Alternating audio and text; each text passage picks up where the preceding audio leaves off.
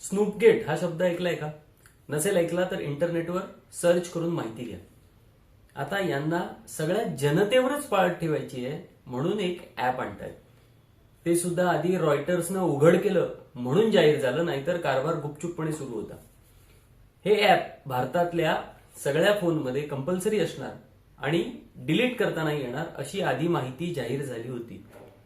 नंतर लोकांच्या प्रतिक्रिया आल्यावर भाजपाई मंत्री म्हणे की तुम्ही डिलीट करू शकता. अरे पण जर डिलीट करता येऊ शकतं तर इन्स्टॉल सुद्धा करता येऊ शकेल ना. मग ते आधीच फोनमध्ये टाकण्याची जबरदस्ती का?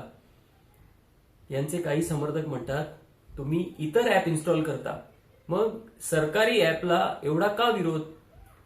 हे बोलणाऱ्यांना कन्सेंट किंवा परवानगी या शब्दाचा अर्थच मुळात समजत नसतो. शिवाय सरकारचा अनुभव काय आहे?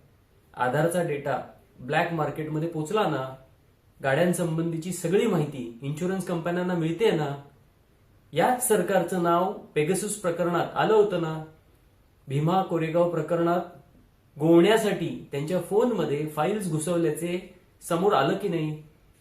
जे सरकार खोटेपणाबद्दल ओळखलं जातं, वारंवार आपला शब्द फिरवण्याबद्दल ओळखलं जातं, लोकांवर पाळत ठेवण्याबद्दल ओळखलं जातं, त्यांच्यावर विश्वास ठेवायचा म्हणताय? बरं, नागरिकांवर अशी पाळत अजून कुठे ठेवली जाते? उत्तर कोरियामध्ये. म्हणजे भारताला उत्तर कोरिया बनवायचं आहे का?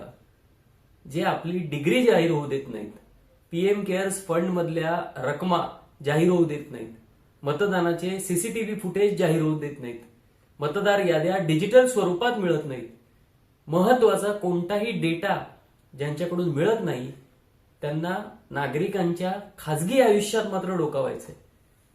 वोट चोरी मागोमाग आता खासगी डेटाची ही चोरी. विचार करा.